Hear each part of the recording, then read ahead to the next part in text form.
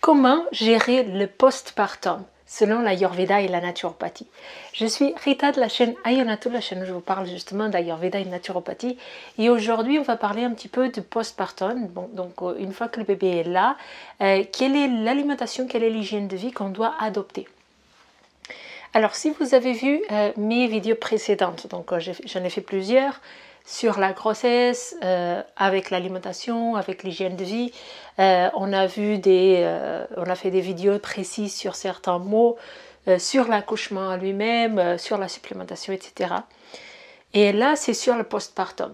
Donc, si vous avez vu les vidéos précédentes, vous avez compris que selon l'Ayurveda, en fait, le dosha qui se déséquilibre, c'est le vata. Donc, il se déséquilibre tout au long de la grossesse et il se déséquilibre davantage lors de l'accouchement. Donc, en fait, le postpartum, selon l'Ayurveda, c'est le moment pour la femme de s'habituer à ce qui est en train de se faire, de s'habituer à son nouvel équilibre avec le bébé qu'elle doit soigner, mais aussi prendre soin de soi. Donc l'Ayurveda, elle va donner beaucoup d'importance aux soins du bébé, mais aussi aux soins de la maman. Donc les textes, ils décrivent 40 jours, donc il y a 40 jours qui doivent être prévus pour que la femme enceinte, la femme qui vient d'accoucher, la jeune maman, elle prenne soin d'elle. Donc pendant ces 40 jours, la femme, elle doit être bien entourée.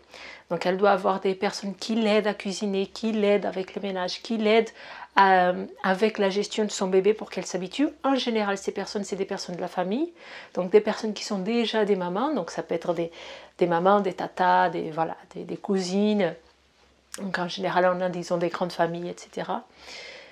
Et le but, c'est de laisser à la mère, en fait, à la jeune maman, de s'habituer à ce qui est en train de se passer.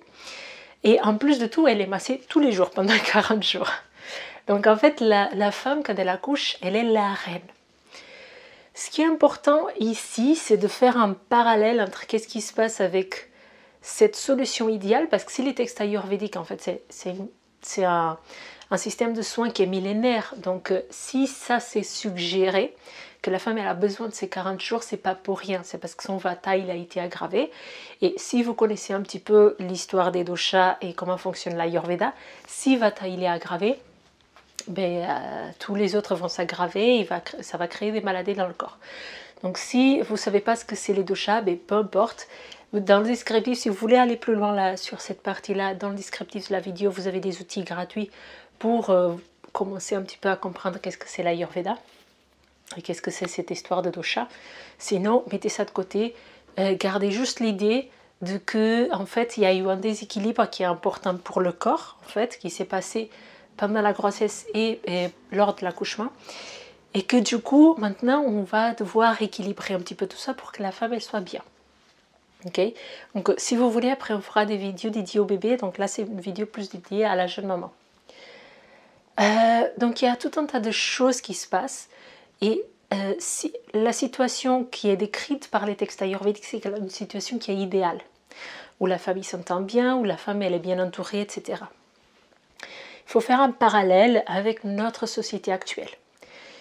Notre société actuelle, on fait assez attention à la femme enceinte. Donc si on va au supermarché, si on va, je sais pas, si on prend le bus, en général on donne la place à la femme enceinte, on la laisse passer devant quand elle va faire ses courses, etc. Mais en général, ce qui se passe dans notre société, c'est qu'une fois que la femme elle a accouché, toute l'attention elle est tournée vers l'enfant. Et c'est normal, même l'attention de la maman elle est tournée vers l'enfant, et c'est normal parce que c'est un petit peu ce qu'on attendait depuis 9 mois en fait. Peut-être plus, mais du coup la maman elle est beaucoup laissée de côté. Et en plus de la chute d'hormones et de tout ce qui se passe dans son corps, dans son mental, elle peut se sentir assez tristounette, un peu dépressive. C'est ce qu'on appelle les baby blues aujourd'hui, ok? Donc ça c'est une notion moderne, c'est pas une notion de l'Ayurveda. Et donc ça c'est aussi lié à cette chute d'hormones, à ce déséquilibre de vata, etc. Et en plus, la femme de nos jours, elle ne s'autorise pas à dire qu'elle ne se sent pas bien en fait. Parce que la naissance, elle vient de se passer. Et du coup, elle a qu'à être heureuse. Donc si elle a une sensation des sensations, des émotions qui sont plutôt négatives, elle ne s'autorise pas forcément à le dire et ça c'est encore pire. Donc la première chose, le premier conseil que je peux vous donner en tant que postpartum, c'est de savoir en fait qu'il y a ce déséquilibre qui s'est installé dans le corps, qui peut affecter aussi votre mental. Il se peut que vous soyez triste, que vous soyez un petit peu dépressif et c'est normal, ok? Avant d'accoucher, ce que vous pouvez faire, c'est de essayer de vous entourer bien. Essayez de bien vous préparer par la suite si jamais cela arrive, ok, que vous ne soyez pas au top de votre forme. C'est l'inconnu, surtout si c'est votre premier enfant, même si c'est le deuxième, là je suis enceinte de mon deuxième, ça reste quand même de l'inconnu parce que on ne sait pas exactement comment ça va se passer la routine. Et donc l'idée c'est de se préparer au mieux à ce qui va se passer. La première chose, c'est de solliciter les personnes qui sont autour de vous. Donc si vous savez qu'il y a des personnes qui peuvent vous aider, dans la famille, dans les amis, dans votre entourage, sollicitez-le. Et même avant, ok? S'il y a des personnes que vous savez que si elles viennent après, pardon, que si elles viennent après l'accouchement, elles vont plutôt vous embêter, ou elles vont plutôt vous donner plus de travail et pas vraiment vous aider. Essayez de, dès maintenant, avant l'accouchement, de commencer à créer, pas une distance, mais de mettre vos barrières. Parce que vous allez avoir besoin de ça. Ça va être un moment où malgré tout vous êtes fragilisé, même si on est très content d'avoir le bébé qui est là, etc. Et c'est ce qu'on attendait. Il y a ce moment de fragilité qui s'est mis en place. Donc préparez-vous à vous entourer des personnes qui vont réellement vous aider, réellement être en soutien, et de mettre à l'écart pendant peut-être 40 jours, si vous pouvez, les personnes ont limité en fait ces visites qui vont être peut-être moins agréables. Donc ça serait la première chose que je dirais, qui est une adaptation de ce que l'Ayurveda nous dit. Parce que l'Ayurveda, elle ne va pas nous parler de ça. Elle va nous parler des visites indésirables, etc., mais dans d'autres contextes, pas dans le contexte du postpartum. Donc ça, c'est la première chose. Après, c'est intéressant, avant l'accouchement, de se préparer à toutes les activités, tout le travail que vous allez avoir, entre guillemets, en amont. Parce que si on n'a pas cette solution idéale comme elle existe en Inde, où on a quelqu'un qui va cuisiner pour nous, qui va faire le ménage, etc., peut-être qu'on peut se préparer avant pour le faire. Par exemple, les sages-femmes, une chose qu'elles conseillent, c'est de cuisiner en amont, cuisiner avant, et de congeler ces plats. Si vous savez que toute la responsabilité de la cuisine, par exemple, va reposer sur vous, que vous n'avez personne pour vous aider, de congeler les plats en avance. Est-ce que c'est ayurvédique? Non. En Ayurveda, normalement, on cuisine et on doit manger dans les 4 heures. Donc déjà, si on a cuisiné le matin pour le soir, ou si on a cuisiné le soir pour le lendemain, déjà, ce n'est pas très recommandé par les textes. Mais on va faire au mieux dans les conditions qu'on a. Okay, donc, on adapte. Si vous avez voilà, la préparation, ça en général on le fait, faire le tri des affaires de l'enfant, préparer l'arrivée de l'enfant, voilà, au mieux qu'on peut, en sachant que ça va être l'inconnu. Donc ça fait partie des choses que vous pouvez faire. Maintenant concrètement dans les piliers de la santé, comment est-ce qu'on va apaiser ce dosha-vata?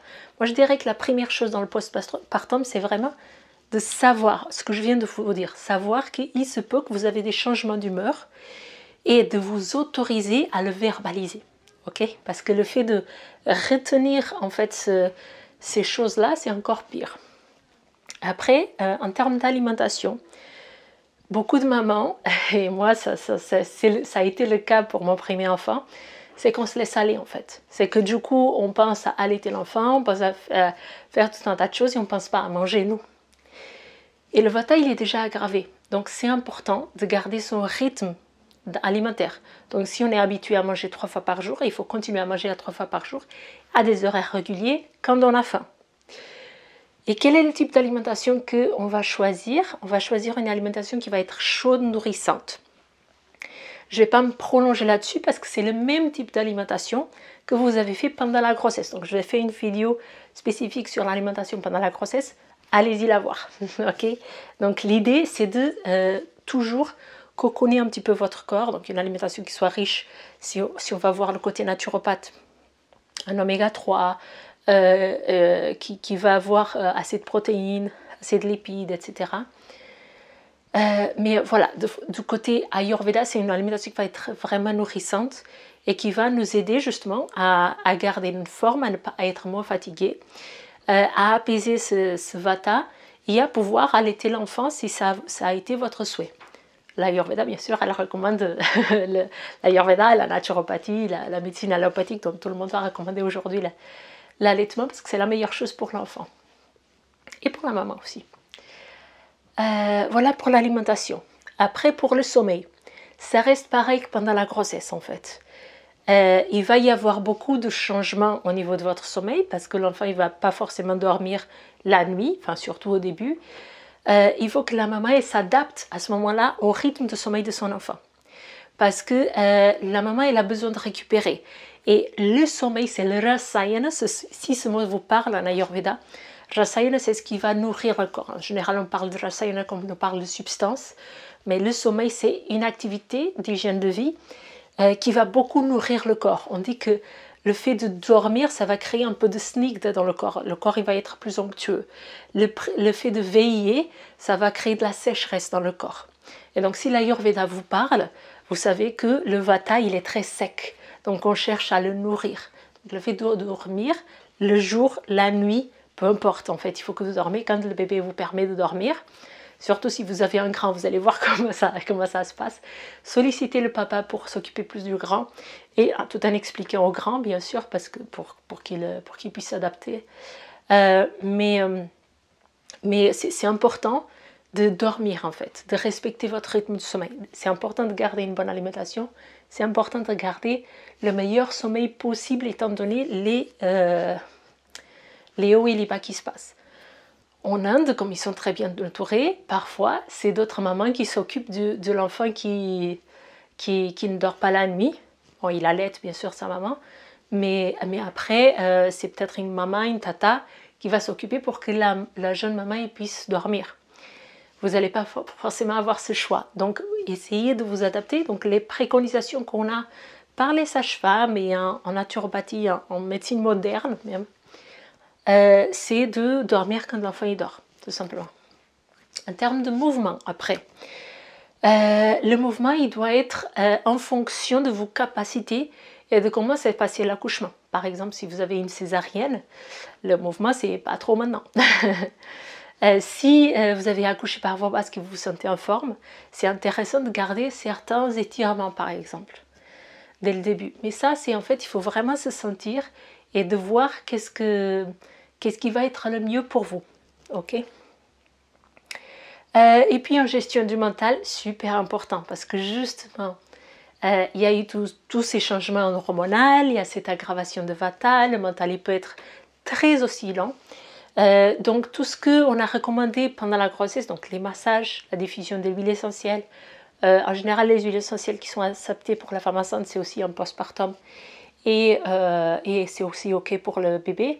Donc ceux dont je vous ai parlé dans les vidéos sur la grossesse en hygiène de vie, vous pouvez aussi continuer à les diffuser. Les massages. Donc si vous avez quelqu'un qui masse dans votre famille, c'est super. Sinon, essayez de faire venir le plus régulièrement possible que vous pouvez. Donc si c'est une fois par mois, c'est une fois par mois. Si c'est une fois par semaine, c'est encore mieux d'avoir quelqu'un qui vient et qui prend le temps de vous masser pour que vous puissiez avoir ce temps pour vous. Et quelles sont les huiles qui vont être utilisées? C'est de l'huile de sésame en privilégié, chaude, avec des mouvements qui sont très doux et qui sont avec une pression qui est ferme mais lente et par tout le corps. Donc je vous ai fait aussi dans les vidéos précédentes, je vous ai parlé de la grossesse par trimestre et les massages ont changé un peu. Là, dans le postpartum, c'est tout le corps, la tête aussi, surtout la tête. La tête et les pieds, ce sont des endroits super importants pour les massages dans le postpartum. Voilà ce que je voulais vous partager aujourd'hui. J'espère que cette vidéo vous a plu et je vous dis à très bientôt pour la prochaine vidéo.